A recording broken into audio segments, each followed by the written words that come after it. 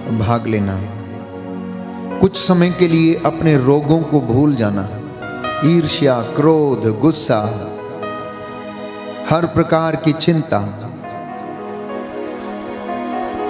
इन तमाम बातों को भूलकर, दुखों को भूलकर अपना मन, अपनी आत्मा को प्रभु की ओर उठाना। प्रभु जो आनंद हमें प्रदान करता है उसमें जीवन है, और वो आपके चेहरे को उस खुशी से, उस नूर से भर देता है। अपनी सारी समस्याओं को भूलकर प्रभु से बातें करना, प्रभु से मशवरा करना, क्योंकि प्रभु आपसे पूछ रहे हैं, बेटा तुम दुखी क्यों हो? बेटी तुम दुखी क्यों हो? तेरा चेहरा उदास क्यों है? तू निराश क्यों है? तू चिंता में क्यों डूबा है? देख, मैं तेरी खोज में तेरे पास आ रहा हूं। कुछ समय के लिए अपने हृदय को खाली करना, प्रभु के सामने अपना हृदय खोलना। लोगों के सामने अपना हृदय खोलने से आपको कुछ नहीं मिलेगा, केवल चिंता, दुख, बदनामी, ईर्ष्या, निंदा, चुगली, इससे ज्यादा आपको कुछ नहीं मिल सकता। बहुत कम लोग हैं जो आपका उत्साह वर्धन करते हैं, अन्यथा अधिकांशतः लोग हमें नीचे गिराने की कोशिश ही करते हैं। परंतु प्रभु आपको ऊंचा उठाना चाहता है।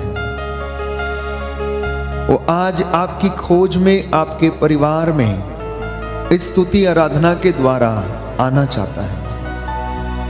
हो सकता है लोगों की बातों ने आपको दुख पहुंचाया हो सकता है कि लोगों की बातों ने आपको कष्ट पहुंचाया हो सकता है आपकी अपेक्षाएं लोगों से बहुत ज़्यादा रहती हैं और जब वो पूरी नहीं होती हैं तो आपको दुख होता है। इसलिए प्रभु कहता है, धिक्कार उस मनुष्य को जो मनुष्य पर भरोसा रखता है, परंतु धन्य है वो मनुष्य जो अपना चित्त परमेश्वर में लगाता है। प्रभु कहता है, मेरी प्रजा ने 2 पाप कर डाले हैं। उन्होंने जल स्रोत के झरने को त्याग दिया है, अपने लिए ऐसे जलकुंड खोद लिए हैं जिनमें दरारें हैं। प्रियजनों, प्रभु से कहें कि प्रभु मैं टूट गया हूं, प्रभु मुझे लगता मैं हारा हुआ हूं। कभी कभी अपने जीवन में निराश महसूस करता हूं दुखों के कारण। हे प्रभु, मेरे जीवन में आंतरिक चंगाई की जरूरत है। हो सकता है माता के गर्भ से आपके जीवन में अभी तक कोई ना कोई चोट रह गई हो। बचपन से हो सकता है आपके जीवन में कोई चोट लगी हुई है। हो सकता है आपको प्रेम नहीं मिला है। हो सकता है पति पत्नी का आपस में प्रेम ना रहा हो सकता है बचपन से ही माता पिता ने बच्चे को प्रेम ना दिया हो। प्रभु कहता है, तू क्यों चिंता करता है, मैं तुझे प्रेम करता हूं। और इन्हीं बातों के कारण वो हृदय पर लगी हुई चोटें आज तक दुखती हैं और वो क्रोध के रूप में, ईर्ष्या के रूप में, चंचलता और बेचैनी के रूप में हमारे जीवन में आकर दरवाजा खटखटाती रहती हैं। इसलिए आज के दिन में आंतरिक चंगाई के लिए प्रार्थना करना। आप में से बहुत सारे लोग हैं जो टूटे हुए हैं। आप में से बहुत से लोग हैं जिनके हृदय पर, आत्मा पर घाव है। चाकू का घाव अच्छा हो जाता है, वचनों के द्वारा लगा हुआ घाव जल्दी भरता नहीं है। इसलिए प्रभु कहता है कि अपने हृदय को आप संभाल कर रखना, अपनी जुबान को अपने नियंत्रण में रखना, क्योंकि जुबान के द्वारा लगे हुए घाव जल्दी मिटते नहीं हैं।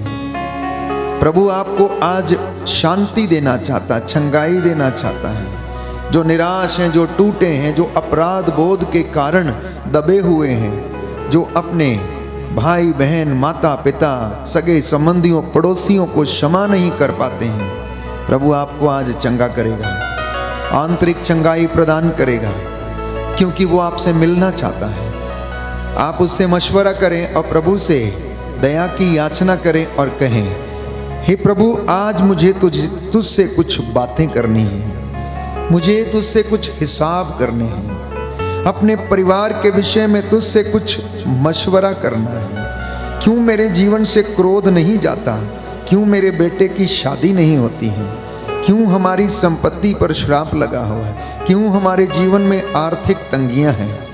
हे प्रभु, मुझ पर दया कर। मैं तुझसे बातें करना चाहता हूँ, मेरी बातों को सुनने की कृपा कर। हम गीत गाएंगे, मुझे कुछ करनी है बात, यीशु आज तेरे साथ।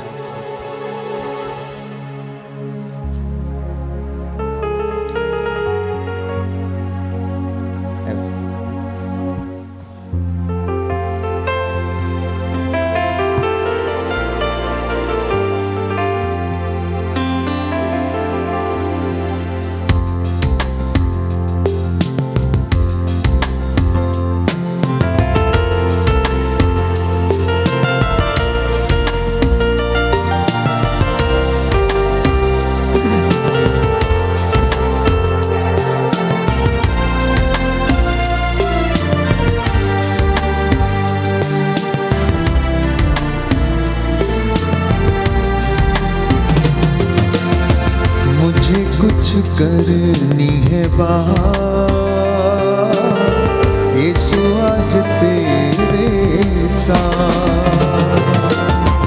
मुझे कुछ करनी है बात, यीशु आज तेरे साथ। मुझे कुछ करनी है बात, यीशु आज तेरे रूह का सरूर दे, मसा भरपूर दे, रूह का सरूर दे, मसा भरपूर दे, अपना बढ़ा दो हाथ।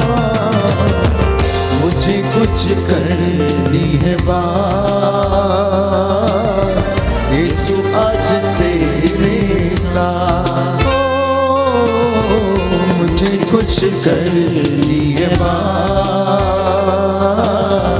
यीशु आज तेरे साथ। आपके बहुत सारे अनसुलझे हुए सवाल हैं, जिंदगी में अनेक चिंताएं हैं, परेशानियां हैं, वो रहस्य आप जिनको समझने में असमर्थ हैं। क्यों आपके जीवन पर बंधन लगा हुआ है? क्यों आपके बच्चों की उन्नति पर बंधन है? क्यों आपके जीवन में हमेशा रोग ही रोग रहता है? क्यों आप चंगे नहीं होते हैं? प्रभु से कहना, प्रभु मैं आपसे बातें करना चाहता हूँ, मुझे वचन का ज्ञान दे, अपने रहस्यों को मेरे जीवन पर प्रकट कर, मेरे परिवार के सारे पाप श्राप बंधन टूटे, मैं तेरे प्रेम में बढ़ता जाऊं, तू बढ़ता जा और मैं घटता जाऊं। मेरी बातों से, मेरे कामों से प्रभु यीशु तेरी महिमा हो, मेरे चेहरे पर तेरा नूर चमके, मेरा हाथ थाम कर तू मेरी जिंदगी के तूफानों को शांत कर दे।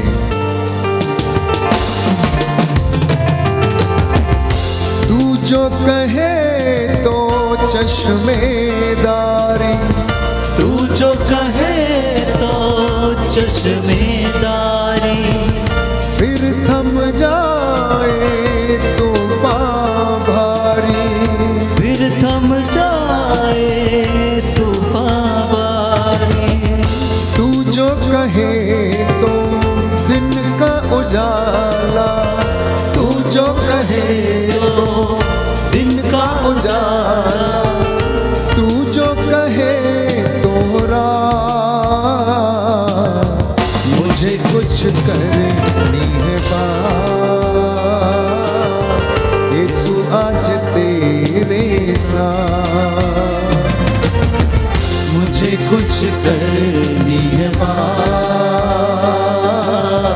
यीशु आज तेरे साथ।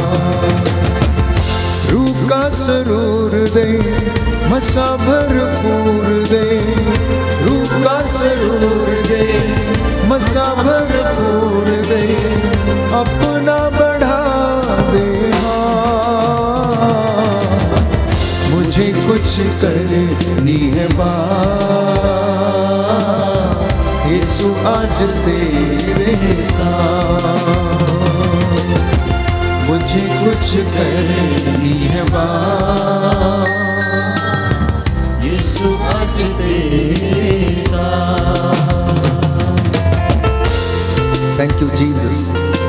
धन्यवाद प्रभु यीशु, मेरे सवालों के जवाब देने के लिए, मुझे प्यार करने के लिए।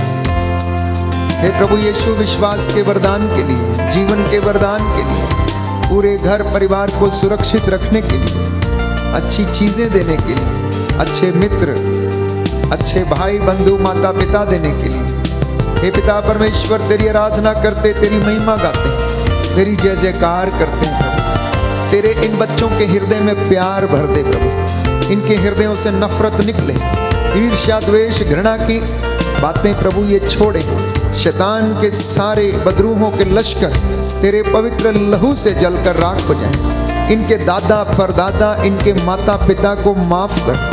उनके जीवन में चली आई निरर्थक जीवन चर्या जिनके द्वारा उन्होंने तेरी आज्ञा का उल्लंघन किया, प्रभु माफ कर दे।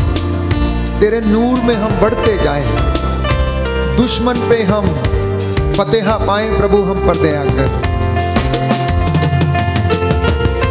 तेरे नूर में बढ़ता जाऊं, तेरे नूर में बढ़ता जाऊं, दुश्मन पे मैं फतेहा पाऊं, दुश्मन पे मैं फतेहा पाऊं।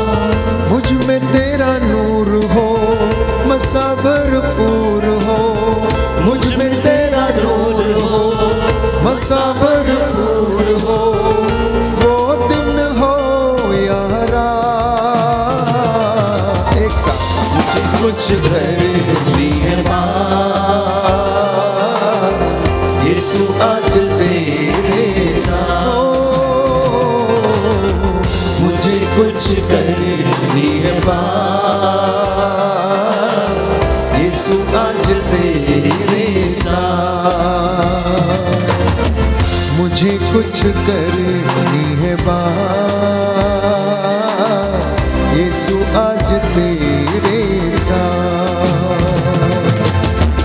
मुझे कुछ करनी है बात, यीशु आज तेरे साथ। Hallelujah, hallelujah, hallelujah. हालेलुया। यीशु की स्तुति हो, यीशु की स्तुति यीशु हो, को धन्यवाद, यीशु को धन्यवाद, यीशु की आराधना हो, यीशु की आराधना, यीशु की महिमा हो, यीशु की महिमा, यीशु को धन्यवाद, यीशु को हे धन्यवाद। प्रभु यीशु, हे प्रभु मैं यीशु, विश्वास करता हूँ मैं विश्वास आप करता इस हूँ पवित्र रोटी में आप इस पवित्र रोटी हमारे में बीच में हाजिर हैं। हमारे बीच में हाजिर हैं। Hallelujah, hallelujah. हे पवित्र संस्कार, हे पवित्र मैं संस्कार, आपकी आराधना करता हूँ, मैं आपकी आराधना आपकी करता हूँ, महिमा गाता हूँ, आपकी महिमा गाता जय हूँ, जयकार करता हूँ। जय जयकार करता हूँ। हालेलुया। हालेलुया। प्रभु कहता है, प्रभु कहता है, दूसरा इतिहास ग्रंथ दूसरा इतिहास ग्रंथ अध्याय 7 अध्याय 7 पद संख्या 14, पद संख्या 14। तब यदि मेरी अपनी प्रजा तब यदि मेरी अपनी प्रजा विनय पूर्वक प्रार्थना करेगी, विनय पूर्वक प्रार्थना करेगी, मेरे दर्शन चाहेगी मेरे दर्शन चाहेगी और अपना कुमार्ग छोड़ देगी, और अपना कुमार छोड़ देगी, तो मैं स्वर्ग से उसकी सुनूंगा, तो मैं स्वर्ग से उसकी सुनूंगा, उसके पाप क्षमा करूंगा उसके पाप क्षमा करूंगा और उसके देश का कल्याण करूंगा।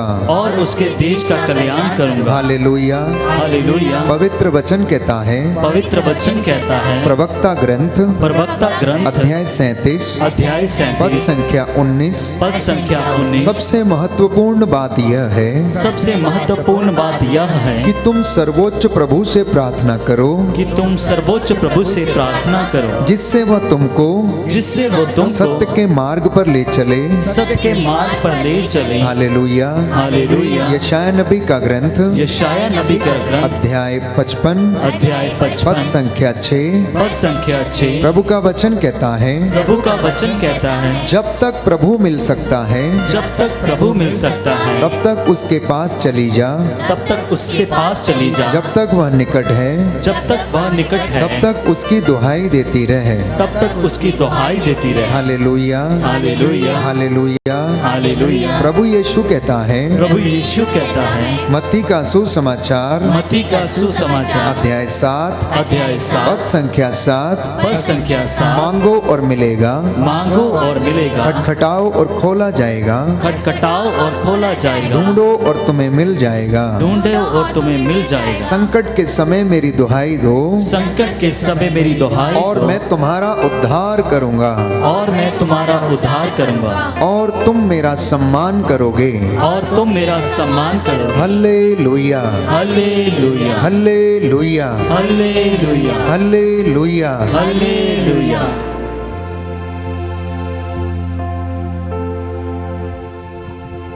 योहन का सुसमाचार अध्याय 1 पद संख्या 35 से 38।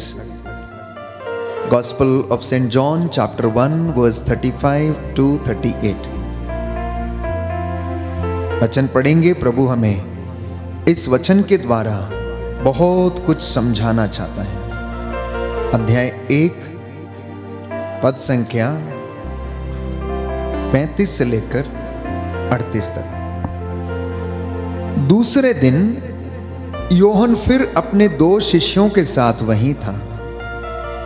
उसने ईसा को गुजरते देखा और कहा, देखो ईश्वर का मेमना। दोनों शिष्य उसकी यह बात सुनकर ईसा के पीछे हो लिए। ईसा ने मुड़कर उन्हें अपने पीछे आते देखा और कहा, क्या चाहते हो? उन्होंने उत्तर दिया, रबी अर्थात गुरुवर, आप कहाँ रहते हैं? ईसा ने उनसे कहा, आओ और देखो। ईसा ने उनसे कहा, आओ और देखो। ईसा ने उनसे कहा, आओ और देखो। उन्होंने जाकर देखा कि वे कहाँ रहते हैं, और उस दिन वो उनके साथ रहे। उस समय शाम के लगभग 4 बजे थे।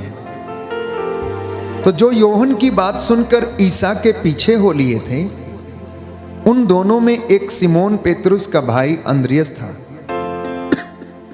उसने प्रातः अपने भाई सिमोन से मिलकर कहा, हमें मसीह मिल गए हैं, और वह उसे ईसा के पास ले गया। ईसा ने उसे देखकर कहा, तुम योहन के पुत्र सिमोन हो, तुम कैफस कहलाओगे। दूसरे दिन ईसा ने गलीलिया जाने का निश्चय किया, और उनकी भेंट फिलिप से हुई, और उन्होंने उससे कहा, मेरे पीछे चले आओ। फिलिप बेथसाइदा का अंद्रेयस और पेतरुस के नगर का निवासी था। प्यारे भाइयों और बहनों, 2-3 सवालों के जवाब यहां पर प्रभु हमें देता है, और साथ ही आपसे सवाल पूछता है। योहन के शिष्य उनके साथ सेवकाई कर रहे थे। वो प्रभु के आगमन की घोषणा करता था, और योहन के चेले उसके साथ साथ रहते थे। एक दिन जब योहन ने ईसा को, जैसा कि वचन में लिखा है,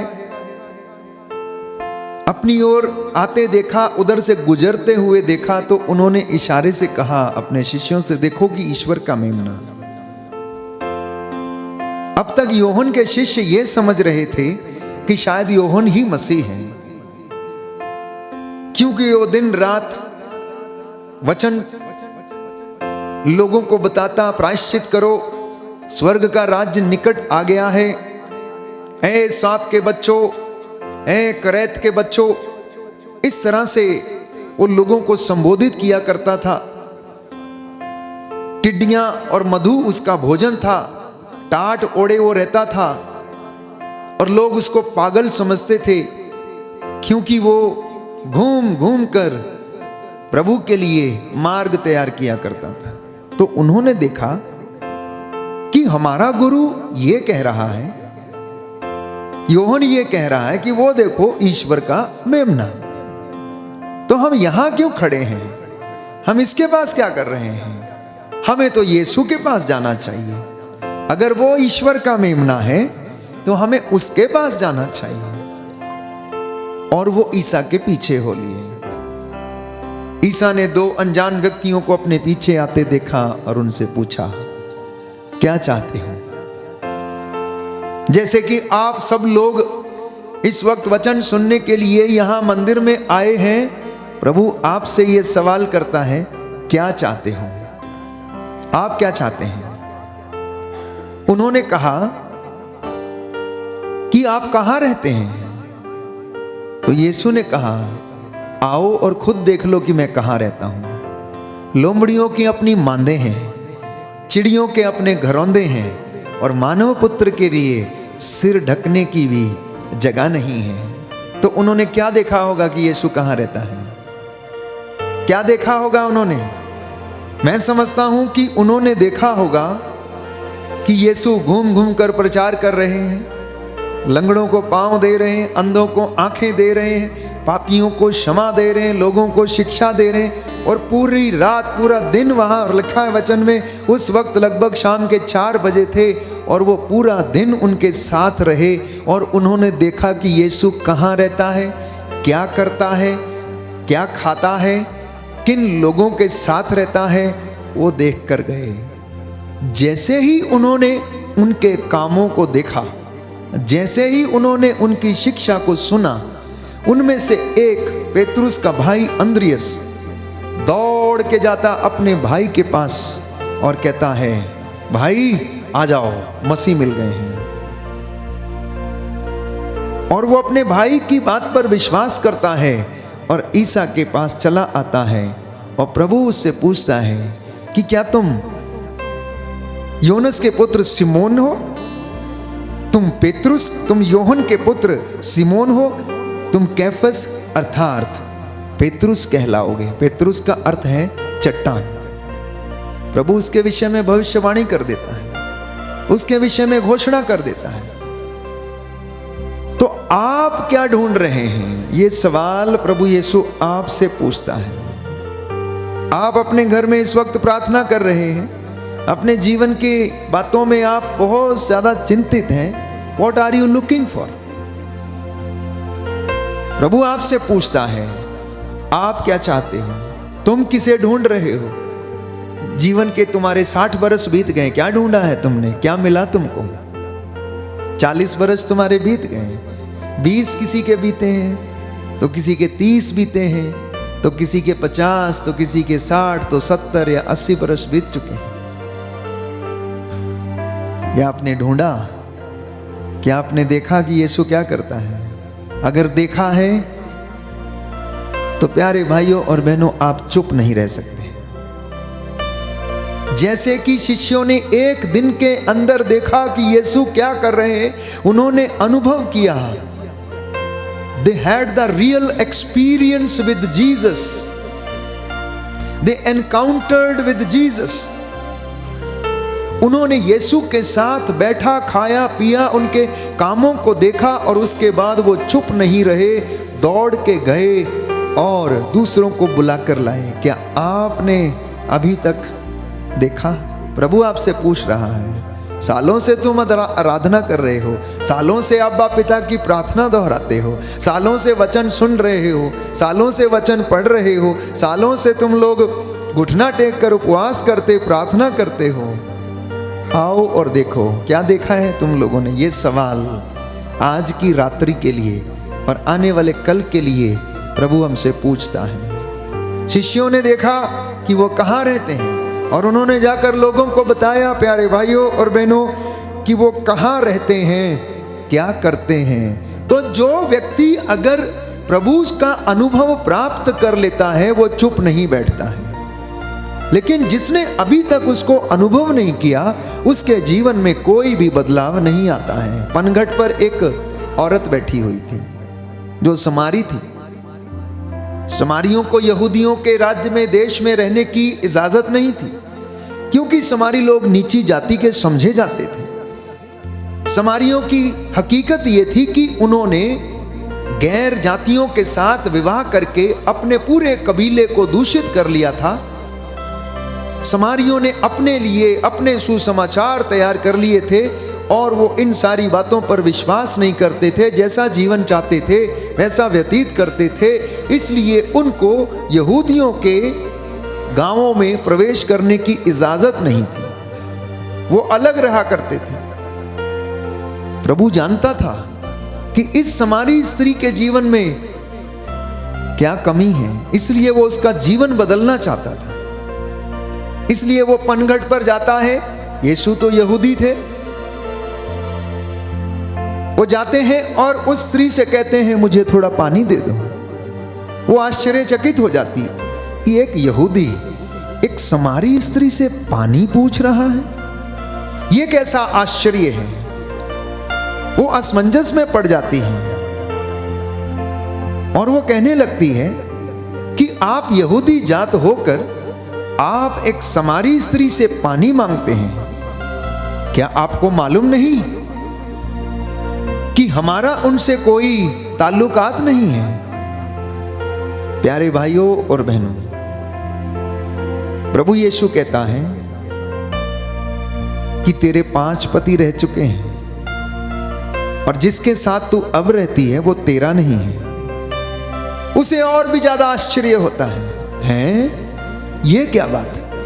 एक तो ये यहूदी मुझसे पानी मांगता है और ऊपर से ये मेरे जीवन की हर एक हकीकत को जानता है। प्रभु ने कहा जो जल मैं तुझे दूंगा अगर तू उसको पिएगी तो तुझे कभी प्यास न लगेगी। तीसरा आश्चर्य है, कहती तेरे पास तो बाल्टी भी नहीं है, ना तेरे पास रस्सी है, तू कुएं से कैसे पानी निकालेगा? तीसरा आश्चर्य। और प्रभु ने उसके पिछले जीवन की सारी बातों को उसे कह सुनाया। वो आश्चर्यचकित हो गई।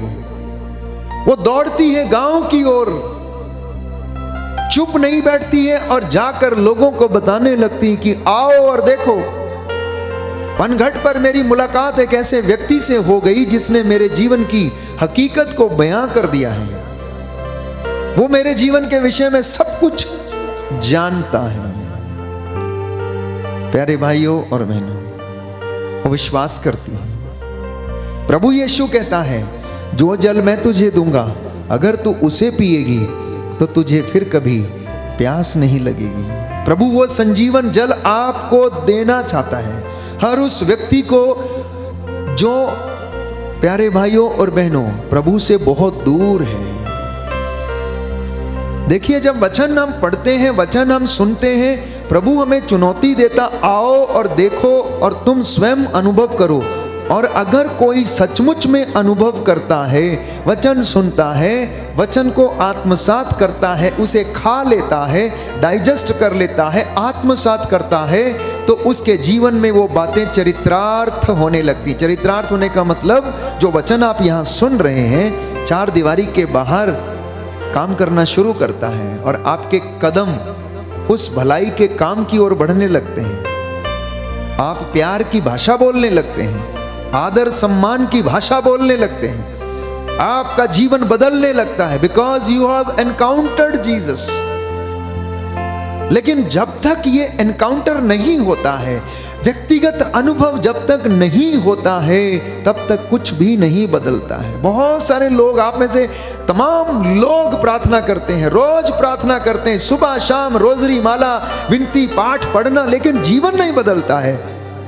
और सीधा सा मतलब है कि आपका प्रभु से अभी एनकाउंटर नहीं हुआ है, ताल्लुकात नहीं हुआ है, आपके हृदय के तार यीशु के जीवन से नहीं जुड़े हैं, जहां से आपको वो मसा, वो नूर मिलता है। जिनके ऊपर वो नूर है उनके चेहरे चमकते हैं, उनके हृदय चमकते हैं, उनकी आत्मा चमकती है, वो दूसरों की भलाई खोजते हैं। प्यारे भाइयों और बहनों, इन 2 शिष्यों ने भी यही देखा और उस दिन से वो उनके पीछे हो लिए। उस दिन से वो उनके पीछे हो लिए।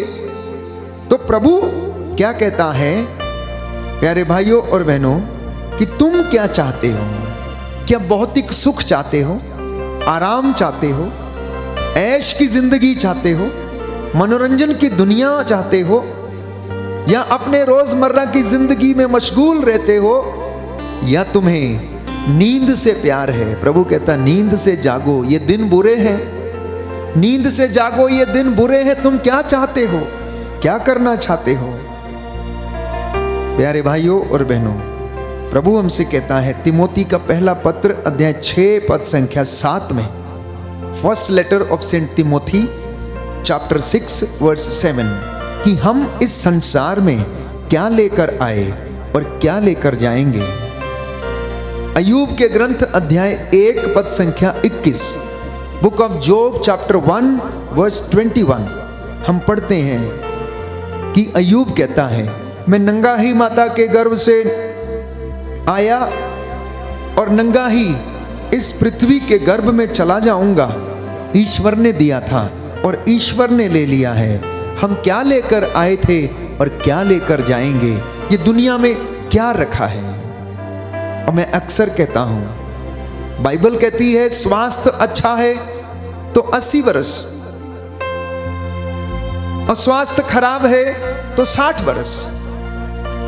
अगर आप 80 की उम्र पार कर जाते हैं और जितने साल आप रहते हैं, या फिर बीमार होने के बावजूद भी आप 70 की उम्र पार कर जाते हैं, तो ये दिन बोनस के दिन है।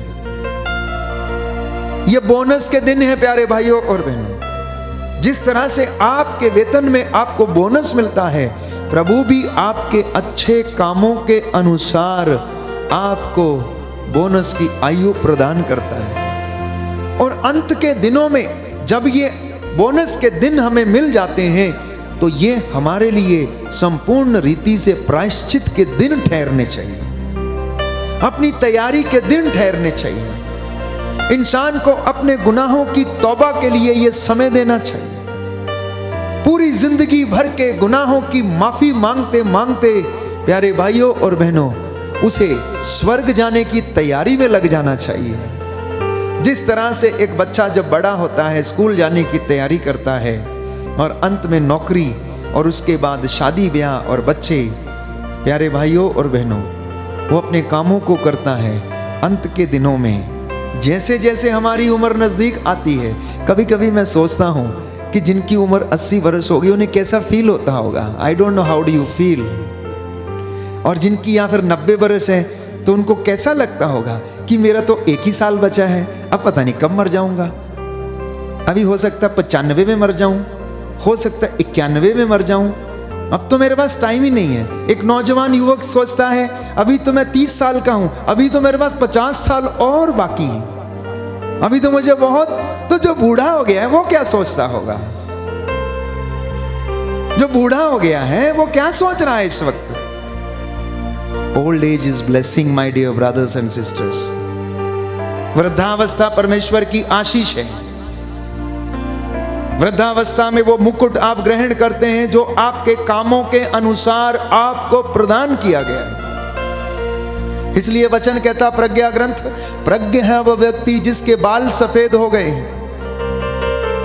और परमेश्वर वादा करता है कि हे यूदा, हे इज़राइल, याद कर तू मां की गोद में था और मैं तेरी रक्षा करता था। तेरे बाल पक जाने तक मैं तेरे साथ ऐसा ही करता रहूंगा, बशर्ते कि तू अपने बुरे कामों को त्याग दे। अगर तू लंबी आयु प्राप्त करना चाहता है तो अपनी जीभ को बुराई से तौबा करना सिखा दे। अपनी जीभ को बुराई ना बोलने दे और देख तेरी आयु के दिन लंबे होंगे। और अनेक बातें बाइबल हमें बताती है।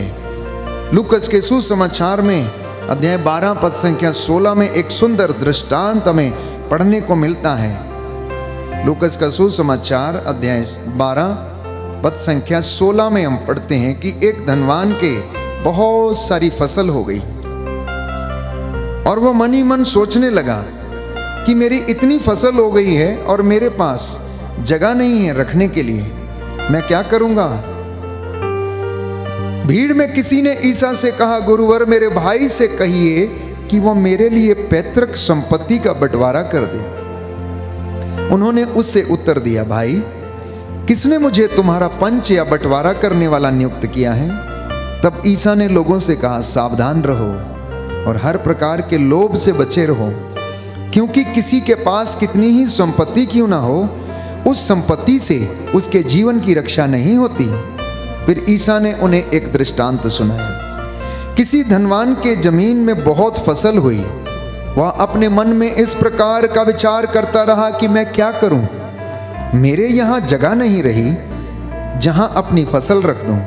तब उसने कहा, मैं यह करूंगा, अपने भंडार तोड़कर उनसे और बड़े भंडार बनवाऊंगा, उनमें अपनी सारी उपज और अपना सारा माल इकट्ठा करूंगा और अपनी आत्मा से कहूंगा, भाई तुम्हारे पास बरसों के लिए बहुत सा माल इकट्ठा है, इसलिए विश्राम करो, खाओ पियो, मौज उड़ाओ।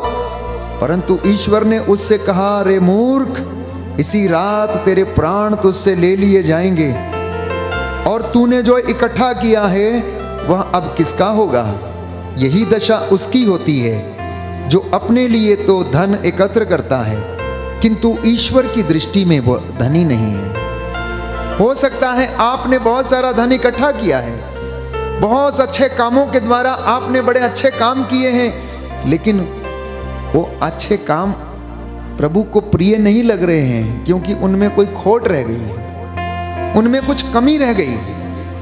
इसलिए प्रभु का वचन हमें बताता है कि यही दशा उस व्यक्ति की होती है जो इन सारी चीजों से प्यार करता, लेकिन ईश्वर की आज्ञाओं से प्यार नहीं करता। ईश्वर की आज्ञाओं से प्यार नहीं करता।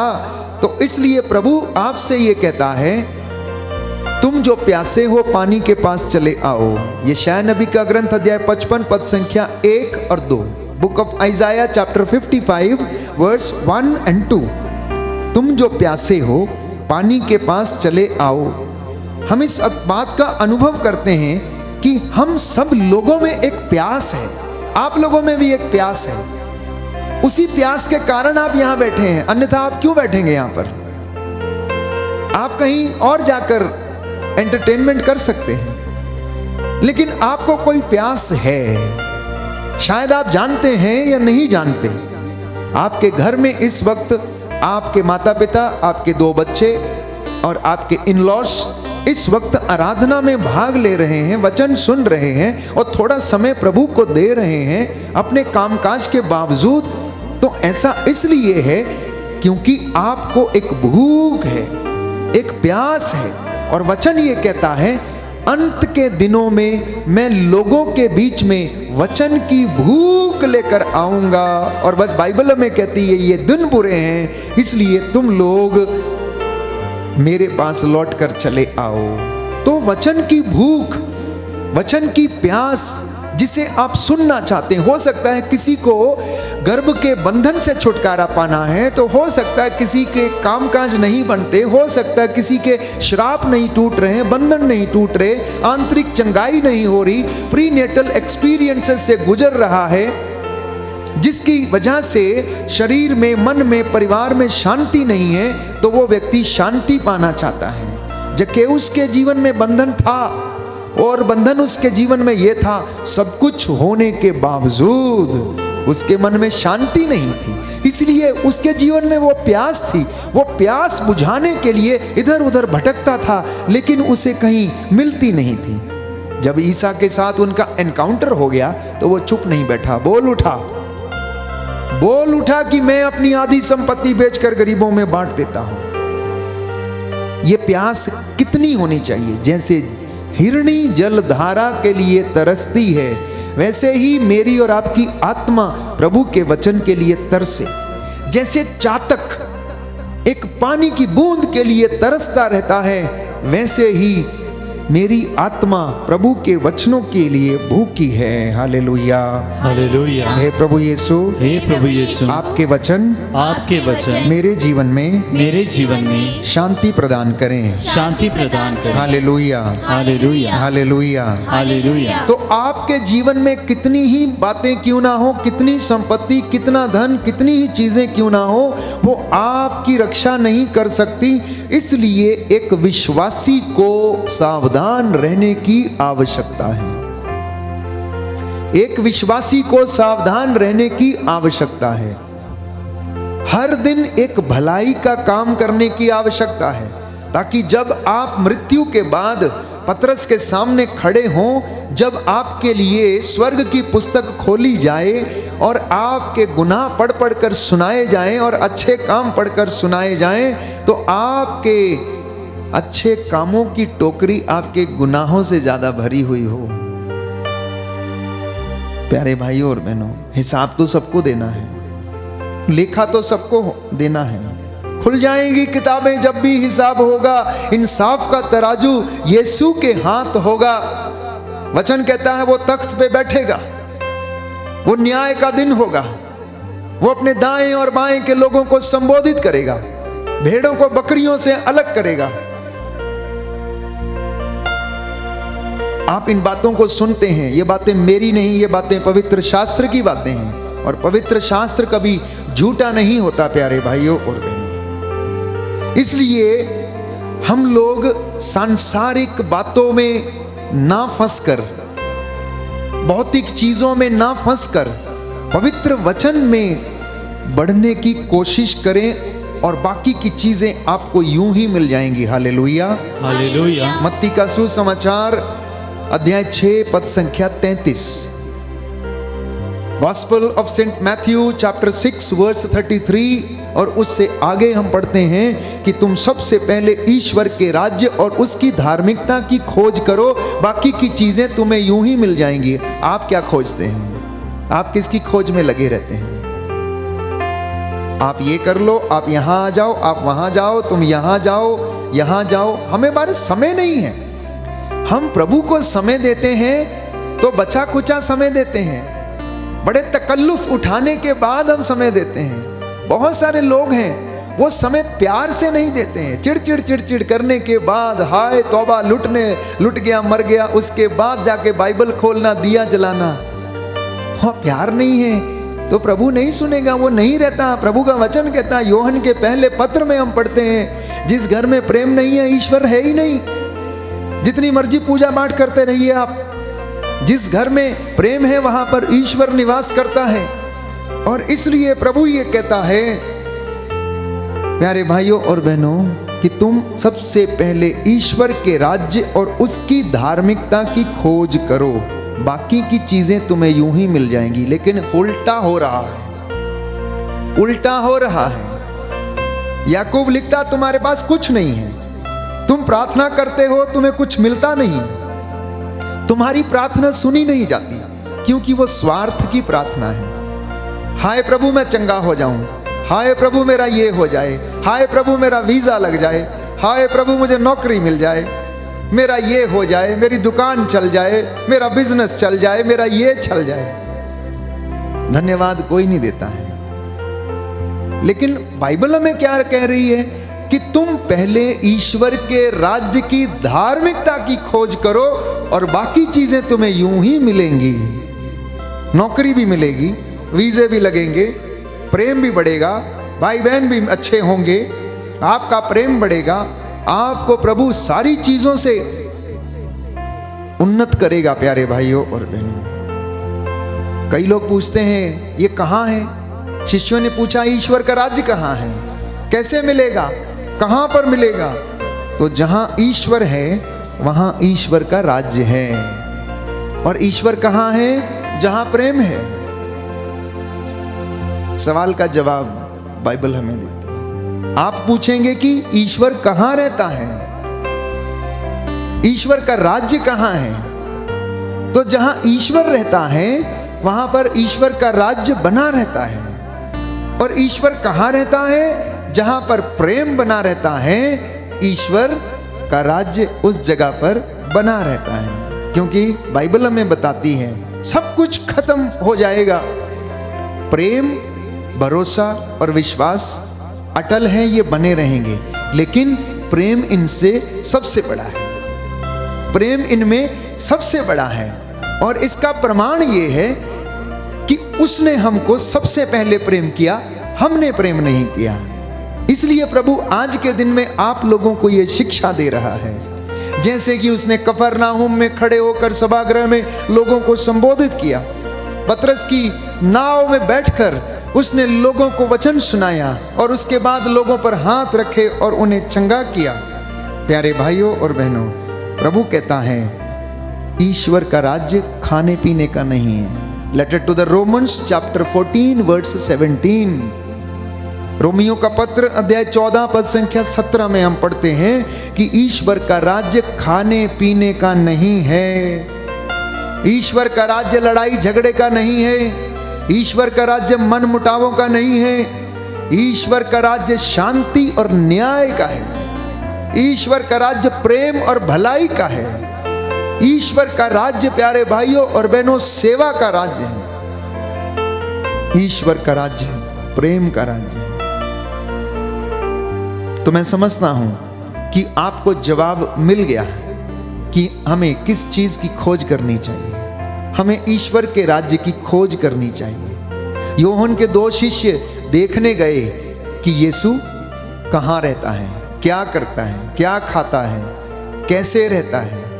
उन्होंने देखा और वचन के द्वारा प्रभु ने आपको बताया कि वो आपसे क्या चाहता है। वो चाहता है कि आप ईश्वर की खोज करें। आप प्रेम में बने रहेंगे तो ईश्वर की खोज और उसके रहस्य आपको पता लगते जाएंगे। उसके सानिध्य की खोज करना, सिद्धांतों की खोज करना, और प्रभु आपको ब्लेस करेगा। आइए हम चंगाई के लिए प्रार्थना करेंगे और अंतिम आशीष के लिए अपने आप को तैयार करेंगे। प्रभु हमें आशीष दे, चंगाई प्रदान करे। आज के वचन हमारे जीवन में और परिवार में शांति और प्रेम को स्थापित करें। Hallelujah, hallelujah. यीशु की स्तुति हो, यीशु की स्तुति यीशु हो, को धन्यवाद, यीशु को धन्यवाद, यीशु की आराधना हो, यीशु की यीशु की महिमा हो, यीशु की महिमा यीशु को धन्यवाद। यीशु को हे धन्यवाद। प्रभु यीशु, हे प्रभु आज यीशु, के वचन के द्वारा आज के वचन के द्वारा मेरे परिवार में मेरे परिवार में शांति आ जाए, शांति आ जाए। तेरा प्रेम तेरा प्रेम मेरे जीवन में मेरे जीवन में छा जाए। छा जाए। Hallelujah, hallelujah, hallelujah, hallelujah, hallelujah. Hallelujah.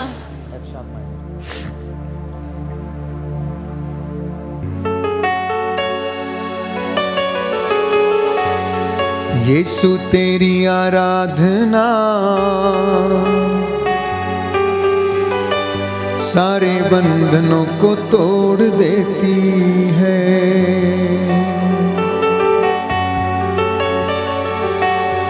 Yeshu तेरी आराधना सारे बंधनों को तोड़ देती है।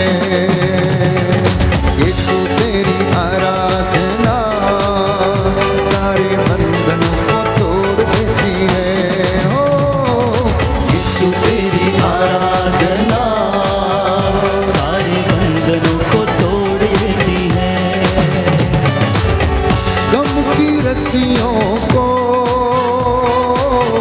गम की रस्सियों को एक पल में वो तोड़ देती है। यीशु तेरी आराधना सारे बंधनों को तोड़ देती है। यीशु तेरी आराधना सारे बंधनों को तोड़ देती है। दुखी और बीमार जो यीशु पास आएंगे, दुखी और बीमार जो यीशु पास आएंगे, सारे सुख जिंदगी के यीशु से वो पाएंगे। सारे सुख जिंदगी के यीशु से वो पाएंगे। यीशु तेरी आराधना, यीशु तेरी आराधना पानी समुद्रों का चीर देती है। यीशु तेरी आराधना विश्वास के साथ सारे बंधनों को तोड़ देती है।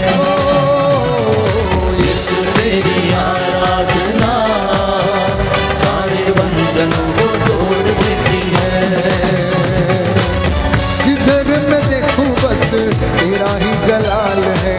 जिधर मैं देखूं बस तेरा ही जलाल है। जीना उसके साथ और मरना उसके साथ है। जीना उसके साथ मरना उसके साथ है। यीशु तेरी आराधना, यीशु तेरी आराधना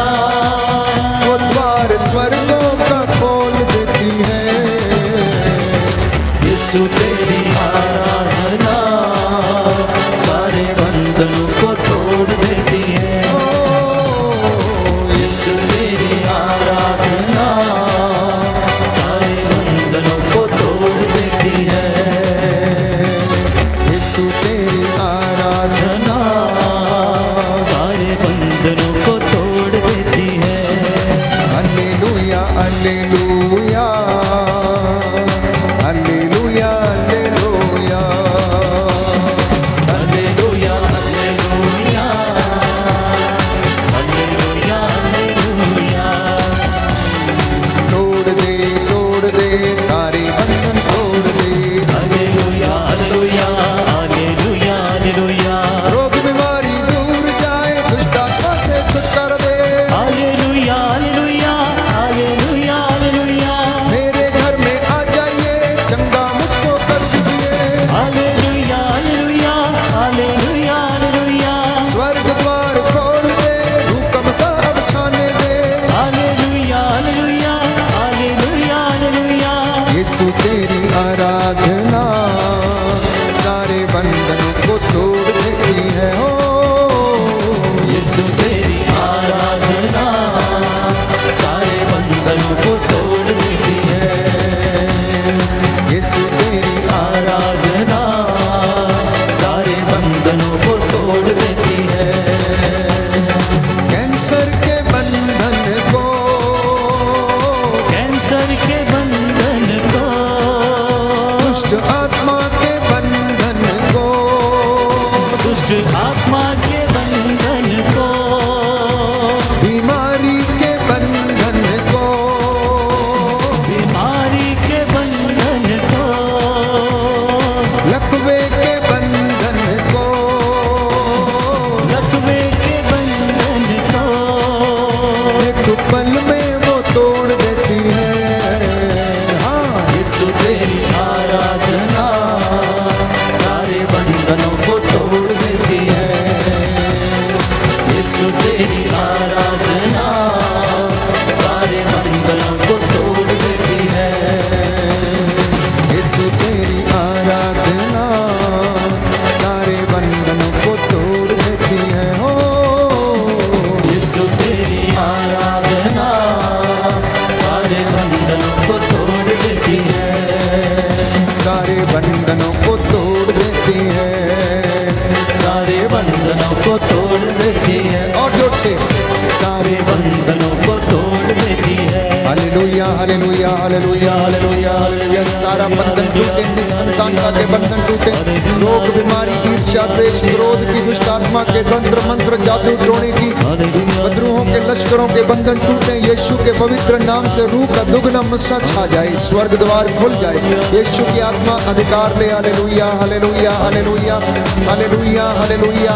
कैंसर की बीमारी, शरीर के रोगों की बीमारी, लीवर के रोगों की बीमारी, गुर्दों की पथरियों की बीमारी, पित्त की थैली की पथरियों की बीमारी, ब्रेन ट्यूमर यीशु के पवित्र लहू से जलकर राख हो। यीशु के पवित्र नाम से रूह का दुगना मसा छा जाए। हे प्रभु यीशु, जीभ के बंधन टूटे, जीभ के बंधन टूटे। लोगों को बोलने की आशीष मिले, चंगाई मिले, होठों को शुद्ध कर, पवित्र कर। परिवारों से प्रभु पुराने जीवन से, पूर्वजों से चली आई निरर्थक जीवनचर्या के बंधन टूटे। नौजवान बच्चों को प्रभु तेरी आशीष मिले। आज की इस आराधना के द्वारा इन बेटे बेटियों के जीवन में तेरी शांति आ जाए, चंगाई आ जाए। Hallelujah hallelujah hallelujah hallelujah hallelujah hallelujah hallelujah hallelujah hallelujah hallelujah hallelujah hallelujah hallelujah hallelujah hallelujah hallelujah hallelujah.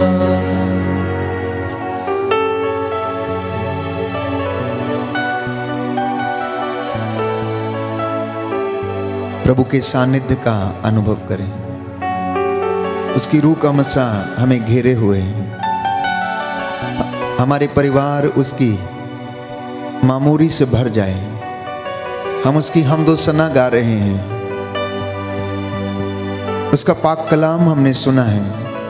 हमारी रूह उसके पवित्र लहू से ब्लेस हो जाए।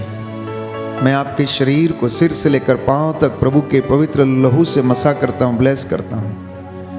आपके जीवन से, परिवार से हर प्रकार की बुराई की आत्मा को डिस्कनेक्ट करता हूं। हर प्रकार के बुरे लोगों को, बुरे दोस्तों को, बुरे मित्रों को हे प्रभु यीशु, तेरे पवित्र लहू से जलाकर राख करते हैं इन्हें, इनके जीवन से अलग कर दीजिए। ये तेरे चुने हुए बेटे बेटियां हैं, तेरी चुनी हुई प्रजा हैं, इन पर दया कर, इन्हें आंतरिक चंगाई प्रदान कर। जो जीवन में निराश हैं, टूटे हुए हैं, हे प्रभु इन्हें हौसला दे। प्रभु ये मोक्ष पाने की आशा में है, तुझसे जुड़ने की आशा में है, तेरे वचनों से जीवन प्राप्त करना चाहते हैं। इनके परिवारों में प्रभु तेरी रूह का दुगना मसा छाया रहे।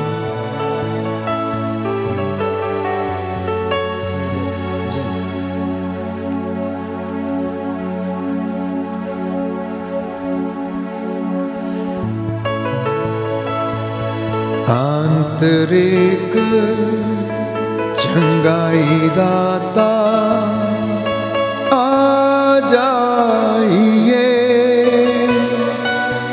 आकर के चंगा कर दीजिए।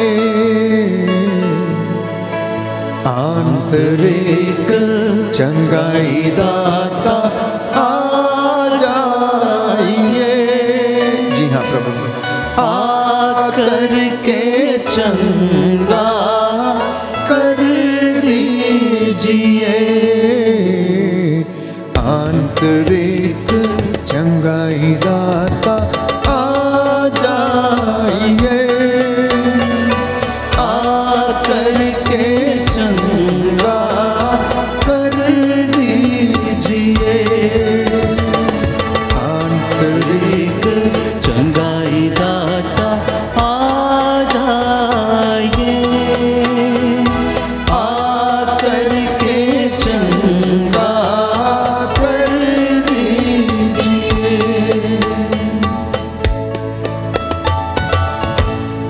अनिल एक्का अपनी गवाही भेजी है। इन्होंने लिखते हैं कि मेरे पैर में 20 साल से घाव था। हमारा परिवार नित्य प्रतिदिन बैंड फॉर जीसस द्वारा संचालित आराधना में निरंतर भाग लेता था और चंगाई के लिए प्रार्थना करता था। प्रभु ने हमारी प्रार्थना सुनी और मेरे पैर में जो 20 साल से जो घाव था वो सूख गया, ठीक हो गया।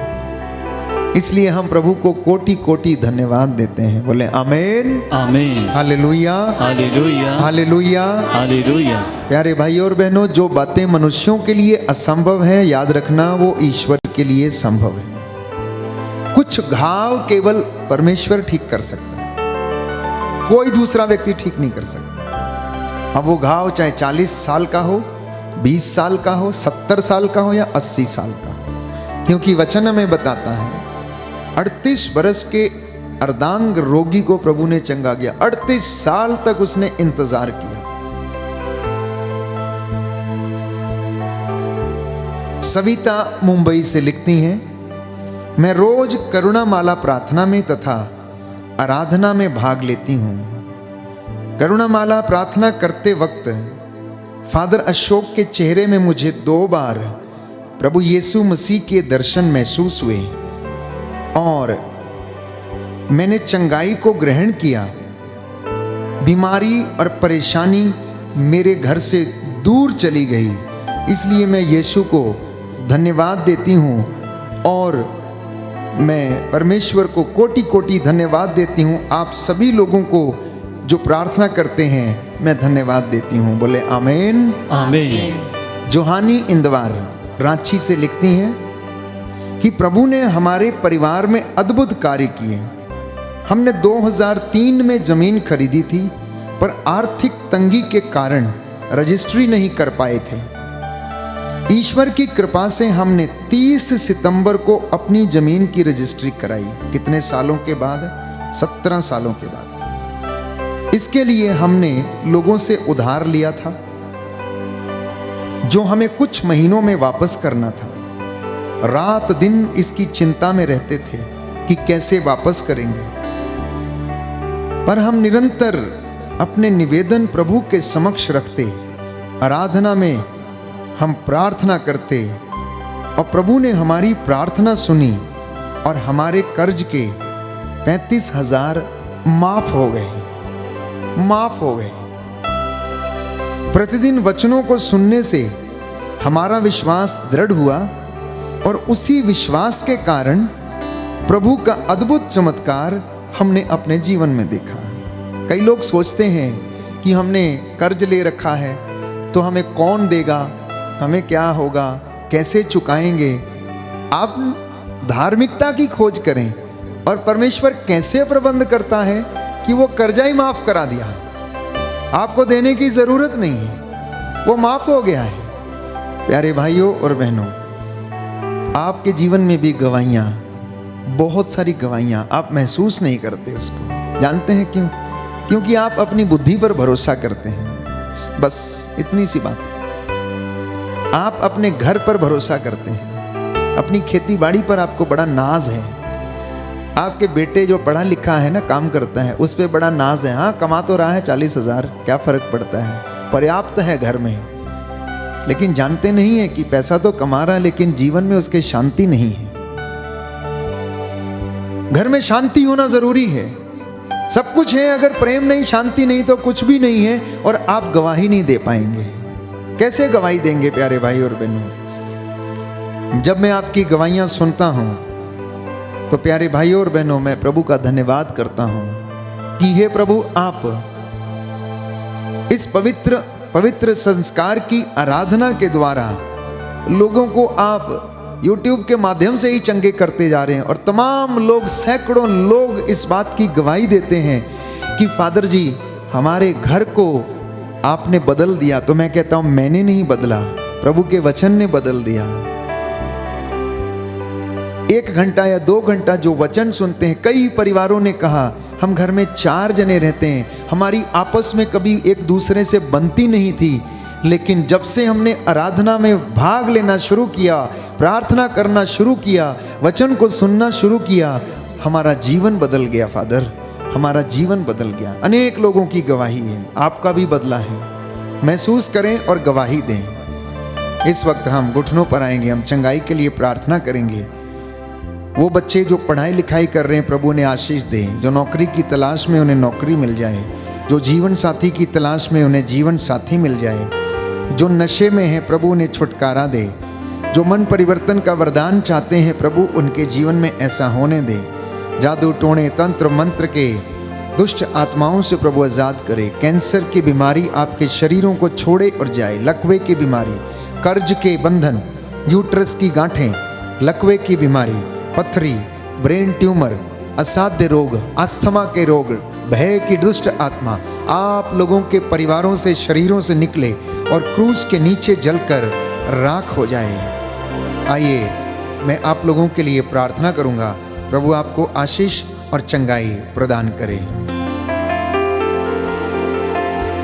दया करने वाले, चंगा करने वाले यीशु राजा, आज का वचन तेरे इन बच्चों के जीवन में चंगाई प्रदान करे। हे प्रभु यीशु, ये धार्मिकता की खोज में रहे, इनकी धार्मिकता इनके आगे आगे चले, तेरी महिमा इनके पीछे पीछे आए। तू पवित्र है, तेरा नाम पवित्र है। हे प्रभु, तेरा वादा है, यदि तुम पुकारोगे तो मैं तुम्हारी पुकार सुनूंगा और तुम्हें उत्तर दूंगा। हे प्रभु यीशु, तेरी आत्मा इन पर अधिकार ले और इन्हें चंगाई प्रदान करे। तेरे वचन आज जो इन्हें सुनाए गए हैं, प्रभु इनके जीवन में पूरे हो जाएं। इनके घरों परिवारों में तेरी रूह का दुगना मसा छा जाए। और प्रभु यीशु, मैं तेरा दास इनके लिए प्रायश्चित करता हूँ। मूसा के जैसे हाथों को उठाकर इनके गुनाहों के लिए माफी मांगता हूँ। हमारे देश को, देश के अधिकारियों को, शासकों को, प्रशासकों को अपनी रूह का दुगना मसा प्रदान कर इनके जीवन में निस्वार्थ सेवा का वरदान दे। जो जिम्मेदारियां इन्हें सौंपी गई हैं वो हे प्रभु यीशु निस्वार्थ रूप से कर सकें। सारे पुरोहितों, धर्माध्यक्षों को, प्रचारकों को, तेरे सेवक सेविकाओं को आशीष प्रदान कर। इनके जीवन में तेरी शांति बनी रहे। ये पवित्रताई का जीवन जीकर तेरी सेवा करते जाएं। बच्चों और नवयुवक युवतियों को, नवजात शिशुओं को आशीष प्रदान कर दे। इनके जीवन को पवित्र कर, पति पत्नियों पर आशीष दे। दंपतियों पर, बुजुर्गों पर जो बूढ़े हो चले हैं, हे प्रभु उनमें तेरे वचनों के प्रति प्रेम भर दे, सेवा का वरदान दे। हे प्रभु यीशु तेरी वाणी को सुनकर हे प्रभु तेरे वचन पर मनन चिंतन करना सीख जाएं और तेरी रूह का दुगना मसा प्राप्त करते जाएं। हमारी ये प्रार्थना सुन ले हमारे उद्धारकर्ता यीशु प्रभु के द्वारा। आमीन। पवित्र पवित्र परम प्रसाद की आराधना हो, स्तुति हो, महिमा हो सदा सर्वदा। पवित्र पवित्र परम प्रसाद की आराधना हो, स्तुति हो, महिमा हो सदा सर्वदा। सच्चे दिल से पवित्र पवित्र परम प्रसाद की आराधना हो, स्तुति हो, महिमा हो सदा सर्वदा, सदा सर्वदा, सदा सर्वदा, सदा सर्वदा।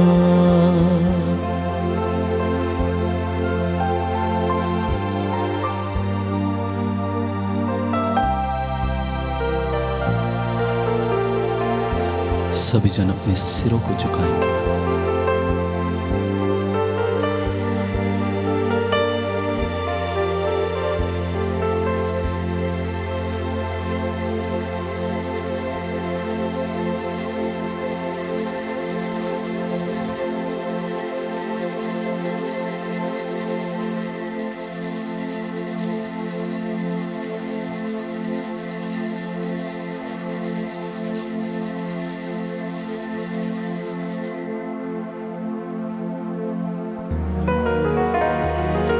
प्रभु के महान चिन्ह चमत्कारों के लिए जोरदार ताली बजा के प्रभु के नाम को धन्यवाद देंगे।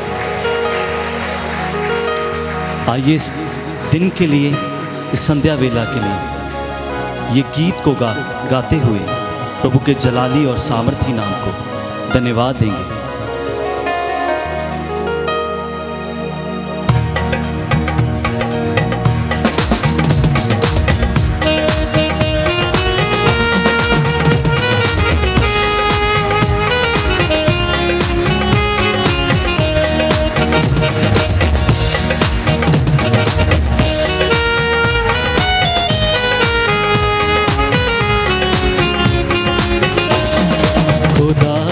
शुक्र है तेरा हमें ये दिन दिखाया है, खुदाया शुक्र है तेरा हमें ये दिन दिखाया है। तेरे दर पर हम आए हैं और अपना सर झुकाया है। तेरे दर पर हम आए हैं और अपना सर झुकाया है। खुदाया शुक्र है तेरा हमें दिन दिखाया है। खुदाया शुक्र है तेरा हमें दिन दिखाया है।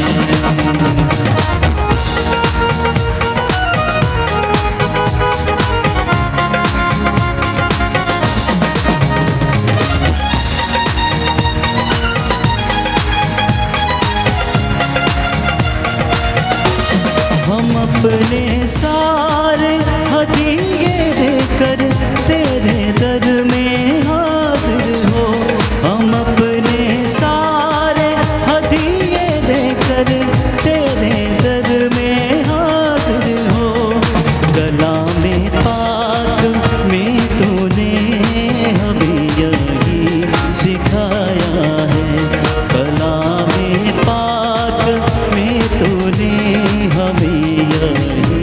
सिखाया है। तेरे दर पर हम आए हैं और अपना सर झुकाया है।